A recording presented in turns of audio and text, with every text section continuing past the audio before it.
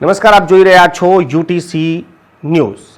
સરકાર વિકાસની મોટી મોટી વાતો કરે છે અને આપણે પણ વિકાસ તરીકે જે વસ્તુ જોતા હોઈએ છીએ તેમાંથી સારા રસ્તાઓ અને બ્રિજ રાત્રિ દરમિયાન શહેરોમાં લગાવી દેવાવાળી ચકાચौंध કરનારી લાઇટો અને તેને જોઈને જ આપણે અનુમાન લગાવી દઈએ છીએ કે વિકાસ થઈ રહ્યો છે।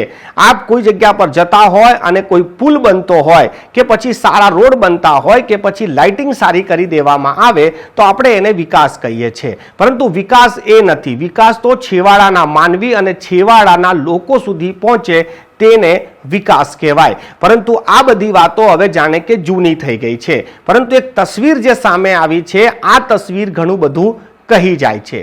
એસએસજી હોસ્પિટલ ગુજરાત એટલે કે મધ્ય ગુજરાતની સૌથી મોટી આ સરકારી હોસ્પિટલ છે અને આમાં મહારાષ્ટ્ર, રાજસ્થાન, ગુજરાત અને મધ્યપ્રદેશના પણ દર્દીઓ સારવાર કરવા આવતા હોય છે। મધ્ય ગુજરાતની આ સૌથી મોટી હોસ્પિટલમાં જે કોલ્ડ રૂમ છે જ્યાં મૃતદેહોને મૂકવામાં આવે છે તે 6 યુનિટમાંથી 4 યુનિટ બંધ હાલતમાં છે અને જે 2 યુનિટ ચાલી રહ્યા છે તેમાં જે મૃતદેહ મૂકવામાં આવે છે તો મૃતદેહોની સંખ્યા વધતા એક ખાનામાં 2 મૃતદેહો મૂકવાનો વારો આવ્યો છે।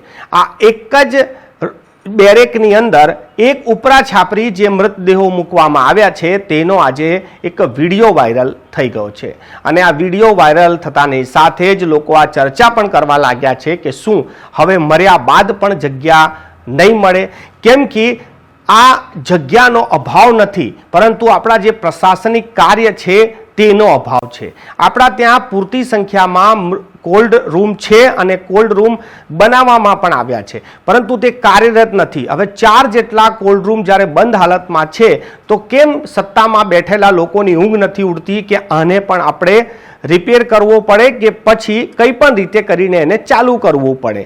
પરંતુ આ જે વિડીયો આજે સામે આવ્યો છે આ એક માનવતાને પણ કલંકિત કરે છે કે જીવતા જીવતો આપણાને જગ્યા નથી મળતી પરંતુ હવે તો મરદાને પણ જગ્યા નથી મળતી એવી પણ લોકો વાત કરી રહ્યા છે।